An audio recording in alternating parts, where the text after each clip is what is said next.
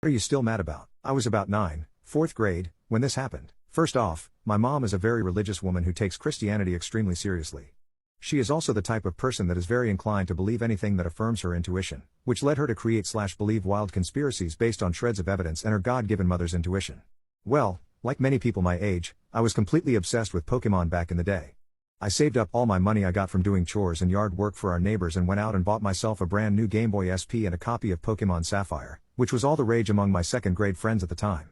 Fast forward to 2 years later, a new family had moved into our neighborhood and all of their kids were around me and my brother's ages, so we started to hang out a lot, which let our moms, unfortunately, get to know each other. So one day I'm outside playing with some friends and my mom calls me back to our house. I unassumingly waltz in, unaware of the life-altering trauma I was about to experience. Apparently, my new friend's mother, we'll call her Mrs. L, was very into fringe Christian magazines, and lately a hot topic for these wannabe prophets were the Pokemon games. Mrs. L had informed my mother that she had read a lot about Pokemon recently and told my mom that the games were actually Chinese propaganda, disguised as video games, that was purposely designed to make American kids addicted to the games and feed them anti-Christian ideals. And yes, somehow my mother was convinced that this was true without doing any research on her own, because I just knew something was odd about those games.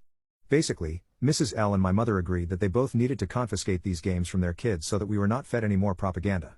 So, after a drawn-out lecture on our family's Christian values, my mother informed me that she would be ridding the house of any Pokemon games that we owned. She even explained to my brother and I that we